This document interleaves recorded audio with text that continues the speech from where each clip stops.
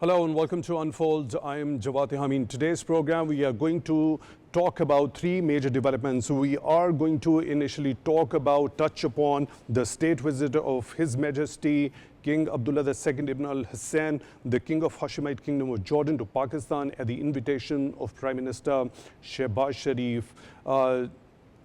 In the first segment of the show, we'll have the panel discussion regarding the United States of America urging the United Nations Security Council to adopt its draft resolution, which endorses President Trump's Gaza peace plan. And at the same time, we have seen a rival plan by Russia, which includes a stronger language regarding the Palestinian statehood. We'll also delve deeper during the panel discussion in the second segment of the show regarding US President Donald Trump saying he still plans to sue British Broadcasting Corporation despite an apology by the broadcaster over a misleading edit of one of President Trump's speeches. So let's talk about this very significant and important visit by His Majesty King Abdullah II Ibn al-Hassan, King of the Hashemite Kingdom of Jordan, who is undertaking a state visit to Pakistan at the invitation of Prime Minister Shehbaz Sharif. A formal welcome ceremony was arranged at Prime Minister's house, and Prime Minister Shehbaz Sharif himself welcomed the visiting dignitary with full protocol, and also the national anthems of both the countries were played on the occasion. A special guard of honor ceremony was also arranged, and a guard of honor was presented to the visiting dignitary. The king also planted a commemorative sapling in the garden of the Prime Minister's house. The Prime Minister also introduced His Majesty with the members of his cabinet, and both the sides also exchanged warm greetings and also reaffirmed the strength of this particular bilateral and brotherly relationship between Pakistan and Kingdom of Jordan. We also saw earlier President Asif Ali Zardari and Prime Minister Shehbaz Sharif welcome the visiting dignitary, His Majesty, upon his arrival in Pakistan at the Noor Khan Air Base. His Majesty is going to have meetings both with President Asif Ali Zardari as well as Prime Minister Shehbaz Sharif, and during these meetings the entire spectrum of the bilateral relationship between Pakistan and Kingdom of Jordan will come under discussion. A special investiture ceremony will also be held at Evan-e-Sadr to confer the highest civilian award upon His Majesty that will also be taking place. Regarding the Foreign Office statement regarding this particular significant visit, let me quote: "This high-level visit reflects the long-standing fraternal relations between Pakistan and Jordan. It will serve to further strengthen the strategic direction of Pakistan-Jordan relations and place them on a higher trajectory, encompassing a comprehensive and a broad-based partnership in the political, economic and cultural spheres." Also, at the same time, just a short while ago, we have seen the signing ceremony of the several MOUs in multiple fields between Pakistan and Kingdom of Jordan, and also this particular ceremony was graced and attended by the leaders of both the countries, including Prime Minister Shehbaz Sharif and His Majesty King Abdullah II Ibn al-Hassan, the King of the Hashemite Kingdom of Jordan. When we talk about this particular bilateral relationship, there has been warmth in this particular relationship. Historically, this relationship between Jordan and Pakistan has been a fraternal, which is grounded in common faith and shared regional concerns,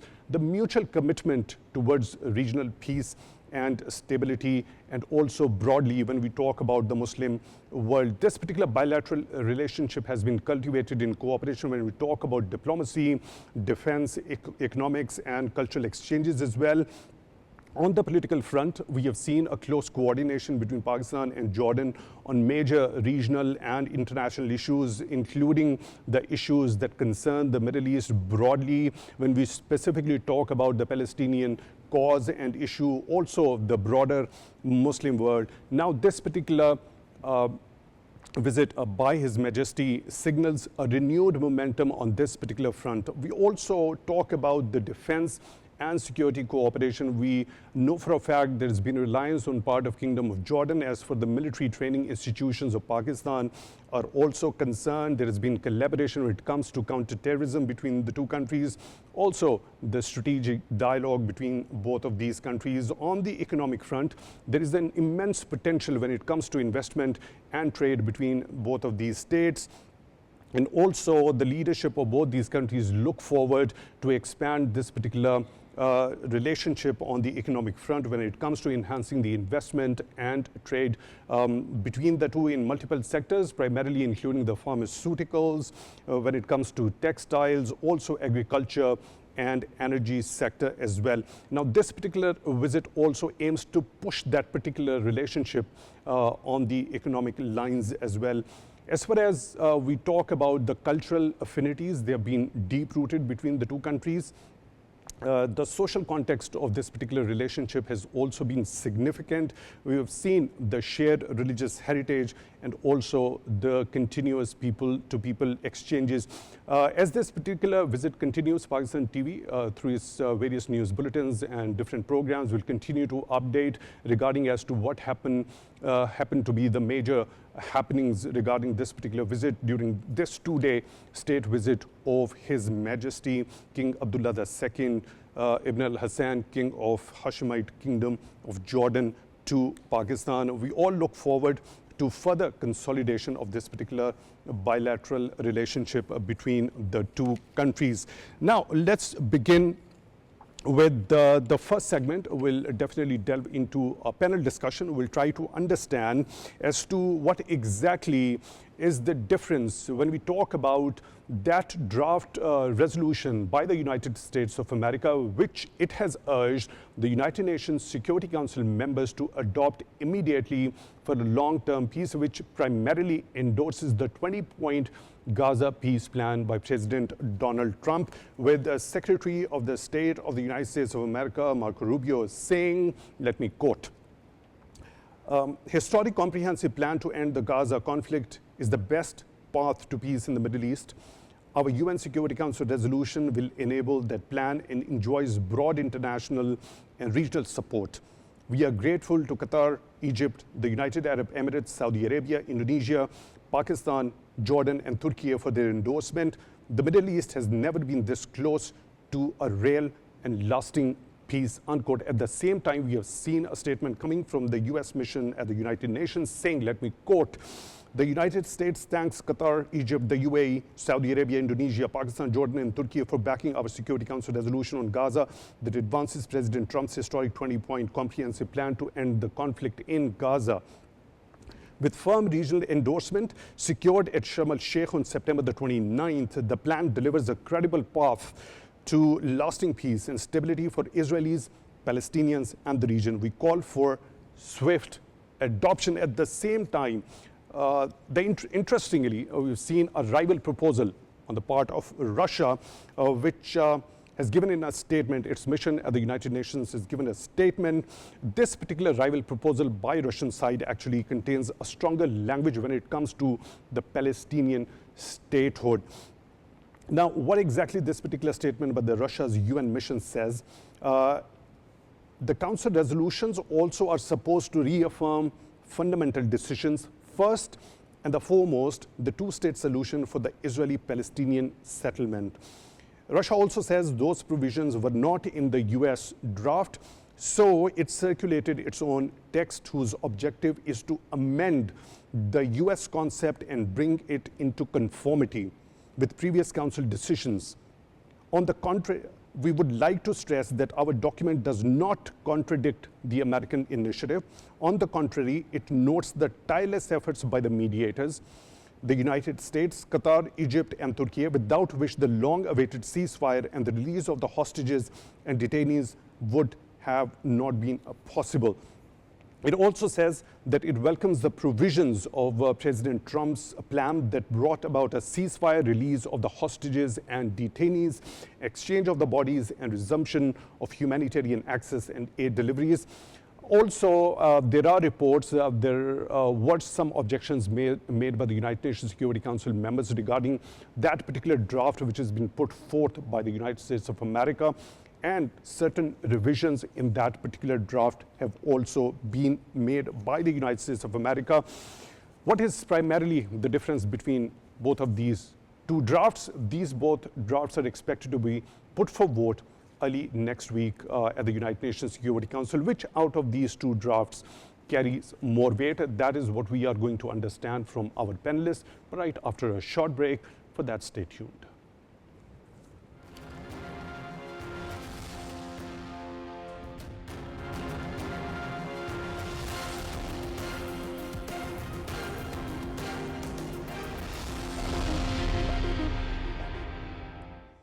Welcome back to Unfold. Two different proposals or draft resolutions are going to be up for vote at the United Nations Security Council early next week. One is from the United States of America, which it has urged the United Nations Security Council members to adopt immediately. At the same time, we have seen a rival proposal by Russia for the United Nations Security Council. Out of these two, what are primary differences between both of these resolutions? We are going to understand that from our panelists also. And which out of these two resolutions stands a chance to make it through or sail through the United Nations Security Council when they are put up for voting early next week. In the studio, we are honored to be joined by Mr. Mohammad Imran Ali Chaudhry, he is former ambassador. Mr. Chaudhry, thank you very much for your time, for being with us on the show tonight. Really appreciate that. Through the video link, at the same time, we are honored to be joined by Mr. HAITAM NASEER. He is a Palestinian journalist. Mr. NASEER, thank you very much for your time also, for being with us on the show tonight. Really appreciate that.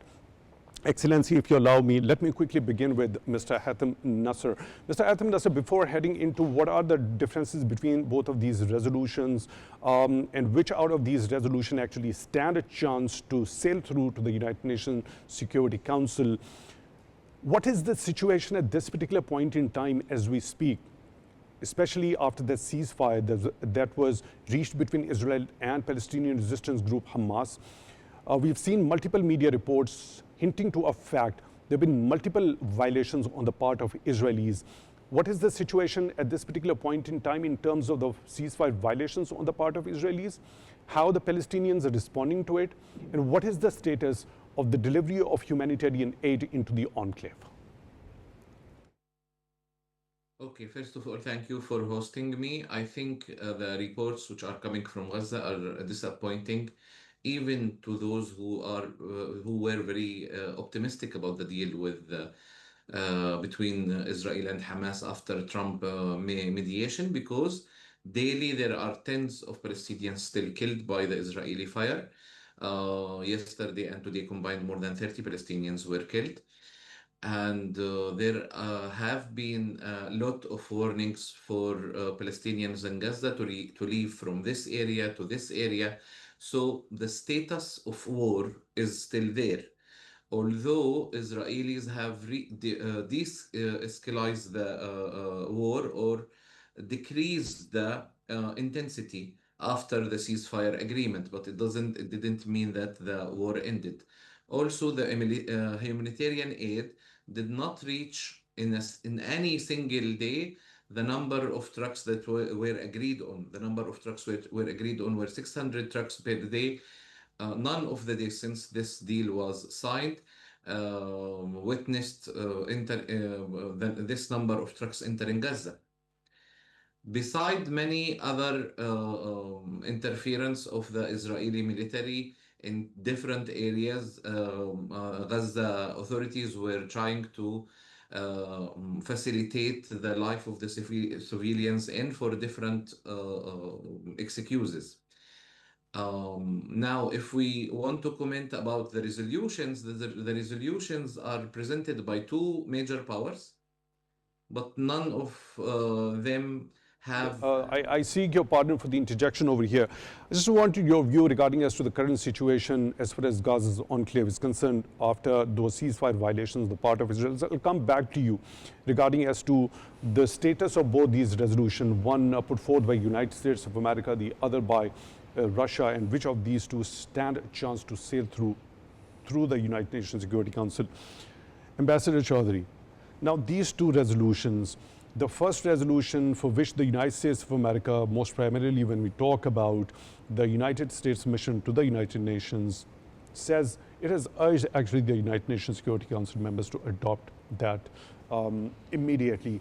And that is what is being considered as far as the official statements by the United States of America is concerned. That is only credible path to long-standing peace as far as the resolution of the Palestinian conflict, as well as the situation in Gaza is concerned. First of all, what's your understanding? That primarily talks about, endorses the draft resolution by the United States of America, endorses the 20-point peace plan by President Donald Trump. What are the salient features of this particular draft resolution? There were reports that there were revisions also made regarding when there was objection raised by certain members of the United Nations Security Council regarding the Palestinian statehood. How do you look, what sort of a chance does it stand to make it through to the United Nations Security Council? Unless Russia eventually wants to take revenge for Ukraine, I think the American draft has a better chance of sailing through because they've amended it. Initially, the draft did not contain enough words, enough proposals for long-term Palestinian statehood, and so that the plan would lead to that. So they have very quickly amended it, and but still, I think the mandate of the international force is its exact mechanics. They are still not clear in the American resolution. So the American resolution, like American policy, rests on ceasefire and exchange of prisoners. But of course, the Muslim bloc, and I must say contributed to by Pakistan, it has brought in Palestinian statehood as the aim of that plan. So this particular statement by the UN mission of Russian side also talks about that we would like to stress that our document does not contradict the American initiative. Now, it has got a strong language as far as when we look at this statement, when it says Council resolution also are supposed to reaffirm fundamental decisions. First and the foremost, the two-state solution for the Israeli-Palestinian settlement. Now, it primarily is focusing on the two-state solution as far as the 20-point peace plan, which was put forth by President Donald Trump, talks about those conditions, the reformation of Palestinian Authority on one side, in that very particular point, it talks about creating conditions for the Palestinian statehood. So, how that particular provision in that 20-point peace plan was different from earlier draft which was put by the US at the United Nations Security Council, and why do you think the US, if thinks that it had included that very provision of Palestinian statehood, creating conditions for that, had to revise that particular draft resolution at the UN? One of the reasons is what our respected guest pointed out, that Israeli attacks are still continuing. At this point of history, the US does not want those Israeli attacks to continue because President Trump's prestige and reputation is on it, and US prestige is based on it. So therefore, the Americans as well as the Muslim bloc, we would want the resolution, be it the Russian or the American, we are neutral towards it, to pass quickly.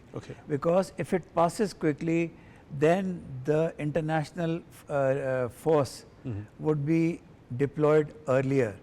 The longer it takes for the international force to be deployed, the longer would the genocide, though at a lesser scale, it would continue. It's only after the international force is deployed that the chances of bombs and attacks reduce. So the reputation of Donald Trump's administration is at stake at this particular point in time. It is. So hence, it is incumbent at this particular point in time, and also that endorsement by the 8 countries, and that particular joint statement by the 8 countries for this particular Gaza peace plan, that actually requires a quicker and a swift passage by the United Nations Security Council. Let me go once again towards Mr. HAITAM Nasser. Mr. Nasser, as per your understanding, what are the primary differences when you talk about both of these proposals, one by the United States of America, the other put forth by the Russian side? The Russian side focuses more on the Palestinian state and the future of Gaza and the mandatory implementation of the previous UN Security Council resolutions, which is partially Russian political game inside the UN Security Council. It's connected to a great extent with what's happening in Ukraine. But as we have seen in the past, both great powers and many other regional powers are using Palestine and many other regional issues to play their political cards. On the other hand, the American proposal is almost hardly mentioning the future plan, what will be the role of the Israeli army, how there will be coordination between the power which is under this resolution and the Israeli army, what will be the police power of these soldiers who will be sent to Gaza. All of these things are not mentioned clearly in the American resolution, while the Russian resolution clearly mentions that there will be a transition period. After that, things should be handled by the Palestinian Authority. American resolution did not mention a specific rule of the Palestinian Authority, which differentiates between the two proposals. One proposal wants to maintain the status quo in Gaza. Your point, Mr. Haitham Nasser. Now, when we talk about recent history, a couple of months back, we've seen those efforts being put in by the United States of America, along with those Arab and Muslim countries. We have seen that particular diplomacy happening very quickly, reaching to a certain point where there was a ceasefire reached. Also, a state that has been waging a war against innocent people in Gaza had to agree to that particular ceasefire, although it is unilaterally once again violating those ceasefire provisions at this particular point in time as we speak. But when we specifically try to analyze the role from Russia in the recent past, in last couple of months, was it to be seen somewhere when this entire saga was unfolding, which was of course spearheaded and led by the United States of America? I think there is a little bit of technical issue, a distortion. We'll try to reconnect with Mr. Haitham Nasser. As soon as we reconnect with him, we'll try to take his view regarding as to what sort of a role have we actually seen as far as Russia is concerned during this particular ceasefire negotiation process. Mr. Chaudhry, what's your understanding? Was Russia to be seen anywhere during that entire negotiation process until that ceasefire was reached? If not, why all of a sudden at this particular point in time, when there is already a draft resolution which has been moved and circulated by the United States of America, Russia all of a sudden jumps in, brings in a resolution of its own? Because belatedly it wants to take the higher moral stance, and the words of the Russian resolution are more in sync with Palestinian desires.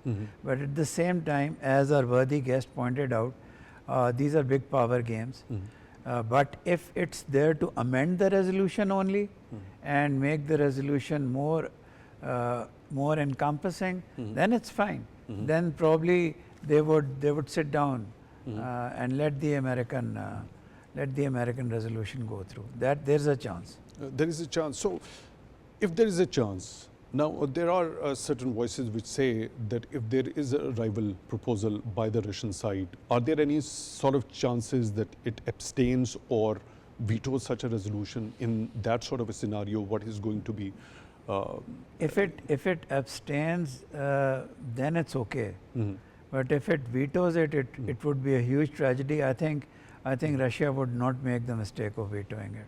Right. Mr. Nasser, when we talk about Russia, was Russia to be seen anywhere when these negotiations were going on for this particular ceasefire? Although you already mentioned that this particular resolution by Russian side more specifically talks about the future of the Palestinians, the Palestinian statehood, which are more in line with the aspirations and the desires of the Palestinian people.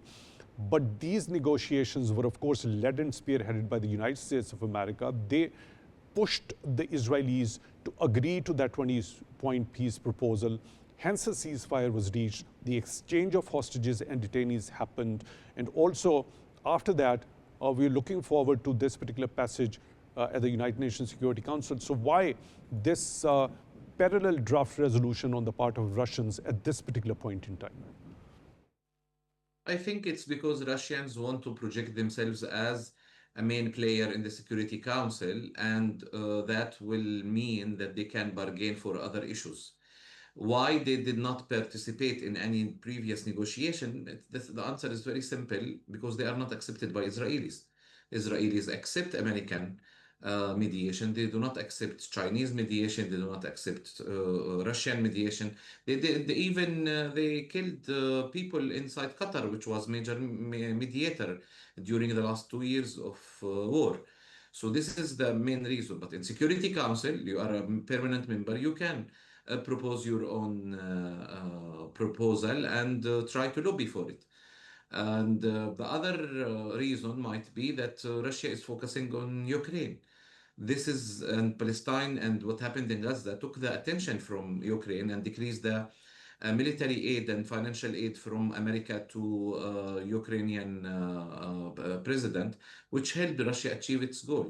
So somehow Gaza war helped Russia achieve some of their goals in their conflict with Ukraine. Now that the conflict is playing in their favor, to some extent, they are interfering in what's happening in Palestine, at least on the level of Security Council, to bargain for other things that they might get. But I don't think Russians are main player in this conflict at all. Out of these two proposals, when they're put up for voting early next week, do stand a chance to get a sail through from the United Nations Security Council.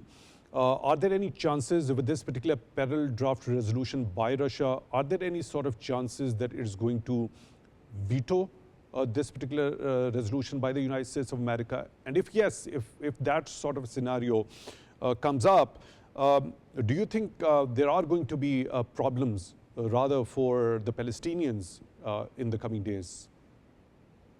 I don't think so. I don't think the Russians will veto the American resolution, nor they will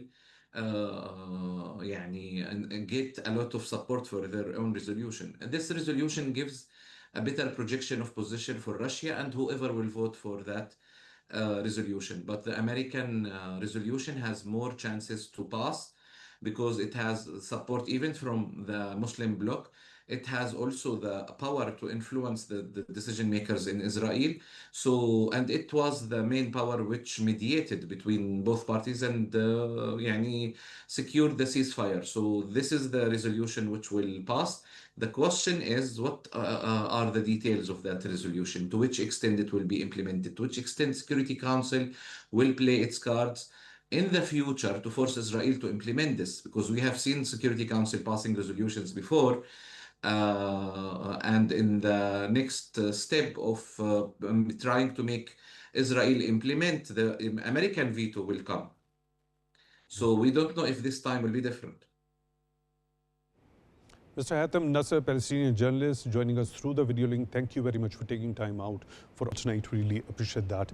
Mr. Chaudhry, Excellency, when we talk about if this particular US resolution is passed. Now, just a short while ago, Mr. Nasser was of the view there are earlier resolutions which have been passed by the United Nations Security Council, but when it comes to the implementation of such resolutions, the stubbornness from the Israeli side happens to be the major stumbling block. That was exactly the question I was about to come towards you.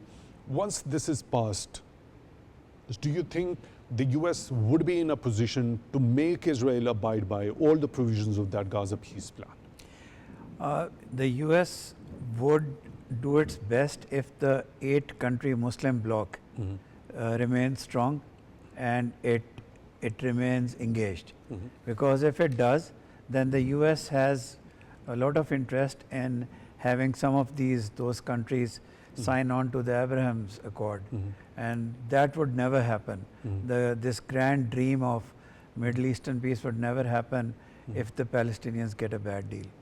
So when we talk about the passage of this particular resolution, there are two very important things in that 20-point peace plan by President Donald Trump. Once it is passed by the United Nations Security Council, there is going to be a board of peace, which is going to be a transitional body. Now, it will primarily deal with the governance in the Palestinian territories, most particularly when we talk about Gaza. And of course, it's going to be headed by President Donald Trump himself. It's going to be a transitional body. It also, when you talk about ensuring the peace along the borders, also demilitarization of the Palestinian territories, also withdrawal of the Israeli troops from Palestinian territories, the institutionalization of international stabilization force. You already mentioned of that also. Now, both of these things, do you think are both of these things going to go in parallel after this particular passage happens at the United Nations Security Council? Israelis, as per my understanding, would naturally be happy if President Trump, of course, spearheads that particular board of peace, a transitional body for the future governance of Gaza. But when it comes to international stabilization force, do you think the Israelis are going to accede to whatever the conditions are for its institutionalization there? Your first question first. So I think that the force gets down simultaneously with the board. The board is civil governance and all those things. There is no other option but to have President Trump as at its head, because we are far gone along in the process to change its leadership.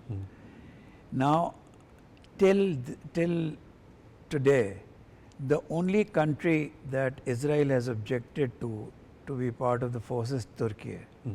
I had thought that maybe they would be very apprehensive of Pakistan, but till now, they've only mentioned Turkey. So, if the international stabilization force doesn't get there, or if it doesn't work, the plan is in tatters. Then there will be no plan. So do we understand the US, after the passage of this, is going to act as a guarantor also at the same time of this 20-point peace plan? It would try its best. The US relationship with Israel is under strains as well. Things have been said by the Vice President and by the President, which are not as complimentary of Israel as before. Do you think there is will and capacity on the part of Israelis for how long they would continue to deviate from whatever their understanding of the United States administration happens to be? My it could be hope, done occasionally, for sure, but do you think it's sustainable in the longer run with such a strained relationship with the United States of America? Can Israelis or its regime actually afford it? my fear is that, my worst nightmare is that the US and Israel are in cahoots eventually to have most of the Gaza Strip demilitarized, but a healthy Israeli presence left over there. That's why the US draft is usually low on detail. So if that doesn't happen, and I hope it doesn't happen, because then President Trump won't be able to, and the US won't be able to claim any credit for any long-term peace. But for all of that to happen for the Palestinians, it's important that the 8-country Muslim alliance remain intact and is not divided and played on by Israel and the US. One last quick question, very short answer. Was this the most difficult of all the wars or the conflicts present at this particular point the world is faced with, the 8 of which President Trump has claimed to have resolved? Was this the most difficult and complicated one, or was there any other one? This is the most difficult one, and a very close second is the Ukrainian conflict. Mr. Mohammad Imran Ali Chaudhry, former ambassador, thank you very much for taking time out for tonight. Really appreciate that. With that, we come to the end of first segment. In the second segment, we are going to talk about that very controversy between US President Donald Trump and British Broadcasting Corporation. There was an apology tendered by BBC regarding a misleading edit regarding one of President Donald Trump's speeches. President Donald Trump had earlier asked for an apology, but despite that apology, he says that he still plans to sue British Broadcasting Corporation. We'll try to understand this particular saga with our panelists in the second segment. For that, stay tuned.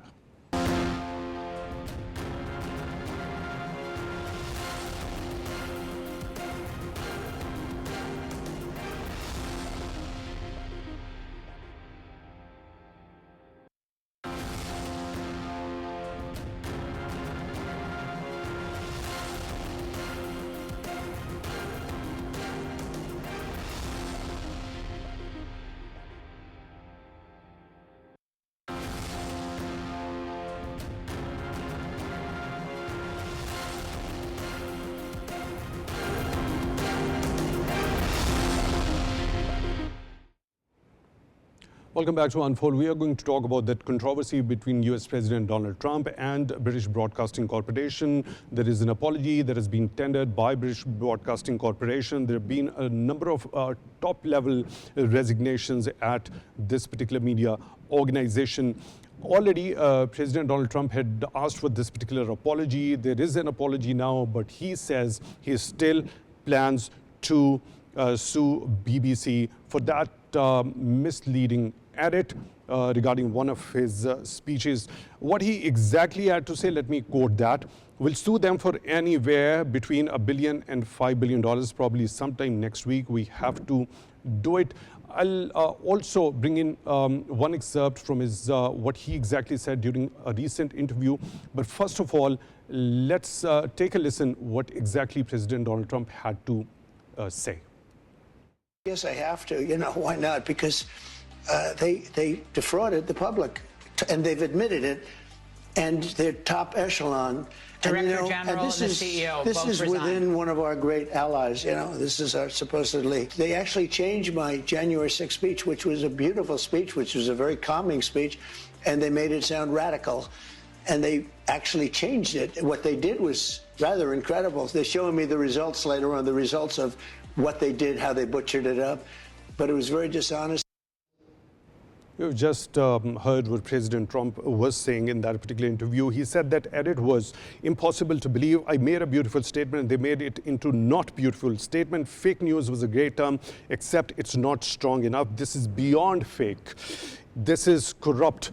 Unquote. Also, we have seen a personal apology on the part of BBC chair to President Donald Trump. Also, a letter to his legal team by BBC has also been written. There are a number of important points that particular letter actually deals with. The BBC says that the program was only shown in the UK and President Trump was not damaged by it. He got re-elected shortly after.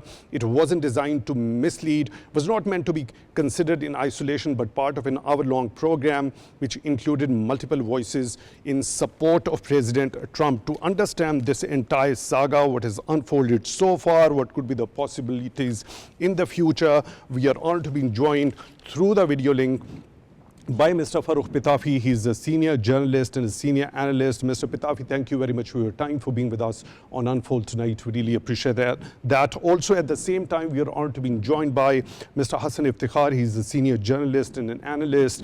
Hassan, thank you very much for your time also, for being with us on Unfold tonight. We really appreciate that. Mr. PITTAFI, let's begin with you. Now, President Trump asked for an apology. Now, there is an apology by BBC, but he says he still plans to sue BBC. Do you think there is a merit to what this particular case could be if he still goes on taking that particular step against the broadcaster? Right, Jawad, thank you very much for the question. I think that there are many nuances that one has to appreciate. One thing, of course, you said that BBC has apologized, but BBC has actually called it error of judgment. Now, remember that here, the main ground that has been prepared is of defamation, that perhaps it was a deliberate effort to defame him. And if you look at the video itself, you can tell that there was some splicing that took place, and it indicated that somehow the President Trump was asking people to resort to violence. So that was something that was there. But there is complication also. One does appreciate BBC's effort to apologize and their ability to correct their course. But on the other side, you have to realize the complications that might be there regarding this case. On one side, in UK, where this whole thing actually happened, BBC is basically British organization. Their statute of limitations 1 year when you can actually appeal and you can litigate has passed. In the US, there's another complication that when a public leader, a person with public profile like President Trump goes to court, they have a higher bar to prove that there is culpability, willful culpability on the other side. So I don't know how this will proceed, But it is one thing is for sure that whatever was done, whether it was actual willful defamation or whether there was an accidental splicing or error of judgment, in any case, there was a damage to President Trump. So far, since he has come to power, he has taken other, media organizations to court as well. But here, the monies that are being demanded, $1 to $5 billion, it is a huge sum, and it will seriously damage a public broadcaster, which does huge service to people as well. This one small incident, Get your point. although I get your point, Mr. Pitafi. Let me proceed towards Hassan also. Hassan, by looking at this particular edit, what has also been described by Mr. Pitafi when it talks about that very one of those speeches by President Donald Trump. Now, by looking at it, what's your understanding, being in this particular field for so many years? Is it framing in classical sense, or do you think it is actually genuinely something which we might consider as an error of judgment by such a reputable organization the world over? Thank you, Jawad. I think it can be both. I think the thing we need to understand is that mainstream media is under a bombardment from non-traditional media, and because of that, journalists now have to, adapt to the situation. The splicing and sort of spicing it up probably was done with this in mind, that this was to be received by a generation that usually consumes its media through social media and YouTube and everything else. And what that has done, the damage, I think, is not in the fact that whether they get sued by Trump or not. The fact is that by doing this and by getting caught of doing this and then apologizing for it, BBC has actually given Trump the sort of a more ammo on his rhetoric has always been that mainstream media lies. Yeah, they make up these stories about me, and they make up these stories about anyone who stands up to the sort of the establishment or whatever. So what this does is that it plays to that whole rhetoric of his that he's been talking about all this long. So that gives him a lot of ammo. As Pitafi Saab said, it's very hard for someone to actually sue a newspaper or an organization in the US and actually win something. Defamation laws in the US are very lax in the sense they are more stronger in the UK. And as Pitafi Saab said, if the statute has, limitations has passed, so there isn't much that Trump can do. But what he can do is he can milk it, and he will definitely milk it. That also puts, our journalism and our standards and everything into question as well. The fact that if you're going to get into a race with non-traditional medium of news, then you might see these things happening a lot more often and in a lot more other situations as well. For instance, Panorama is like the flagship of BBC's investigative television journalism. It has been doing that. It has been uncovering stuff for decades now. To expect that from someone, from that thing, that whole system, because they have the producers and they have cross-referencing and a lot of effort goes into it. So it cannot just be an error of judgment. There must have been some kind of, willful intent to actually do that. They probably thought they'd get away with it. They couldn't. And now, Trump has a when we talk about this particular letter, Hassan, let me just bring in a number of things which the BBC letter to his legal team says that the program was only shown in the UK. He was not damaged by it because he got re-elected shortly after. It wasn't designed to mislead. It was not meant to be considered in isolation, but part of an hour-long program which included multiple voices in support of Trump. But looking at the practices that we carry out in our newsrooms when we treat different news stories, now the willful culpability regarding this particular thing, you pick up those two sentences right from the start of that particular speech, and you pick up two sentences from right after 50 minutes of that particular speech. You make them, you join those particular sentences, and they send out a certain message. When we talk about our newsroom practices, does that actually happen, or is it actually allowed in the newsrooms to pick one sentence from the start and one from the end and join them together? And that will definitely give out a different message without context. Am I correct in understanding it? Yes, you are you are actually absolutely correct in understanding that. Look, the thing is, that's what I said now. Because of the fact that there is now a non-traditional media of YouTubes and all of that, so they probably needed that one 30-second clip. All that was needed for that documentary to, blow up on the internet and get a lot of views was just that 30-second clip. And they got it through that splicing part. Was that ethical? It was not. It was definitely not ethical. That entire speech could have been put into the, words lose their context if you don't put them into the right order or that sort. So do we do it in Pakistan? Do we do it in other countries? Sometimes people do it and they get away with it. But for an organization or at the level of BBC to do it, for a platform like Panorama to actually think that they'd get away with it, that's the part that I'm very surprised about. I get your point, Hassan. Mr. Pittafi, are there any lessons to be learned from this particular entire equation for the global media organizations with the kind of pace, the rapidity at which the information is flowing at this particular point in time? We have seen that polarization in the political arenas the world over, with the kind of elections, the kind of political temperature that we witness during the elections, and treatment of such type of speeches or stories, the way it has been treated by BBC, further leading it to tender an apology, not only an apology, but also the resignation of some top executives from there. What sort of lessons are to be learned from here? Right. I think that this is a beautiful question, but I have to actually very quickly comment on what was said earlier. Social media, having whatever kind of images that might be there, they might be edited or spliced, it cannot make it to BBC screen, because BBC itself has very coherent and very meticulous checking or double checking mechanisms. So I am not going to buy this that this might accidentally have appeared on their screen, right? But of course, it was a small, when it comes to impact, it was a limited affair, because there's one program, although it is gold standard, but still Panorama does this. And as has been pointed out, there was a lot that went on. So accountability, how much accountability has been there, how much should be there, that is a debate to be had. But regarding media standards, I tell you one thing for sure. I think that already, and I wrote it in today's column as well, the age of traditional journalism is passing. Now, all of us are content creators. And if the content creation will take place, it will stir controversy, and it is going to have an impact.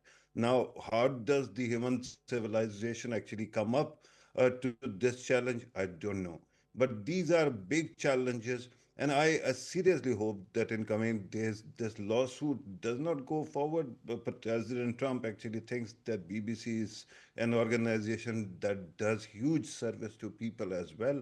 But apart from that, I think right now, due diligence, especially for those of us who are sitting in these media silos, where some kind of gatekeeping still happens, there you'll have to make sure that nothing controversial or irresponsible leaves this, our desk. Of the sensitivity of such type of content and treated the right way in an objective manner. Mr. FURRUKH Pittafi, senior journalist, senior analyst, joining us through the video link. Thank you very much for taking time out. Mr. Hassan IFTEKHAR, senior journalist and senior analyst, thank you very much for your time, Hassan, for being with us. It was wonderful having both of you gentlemen during today's Unfold. We really appreciate that. We come to the end of today's episode. Till the next one, take good care of yourselves.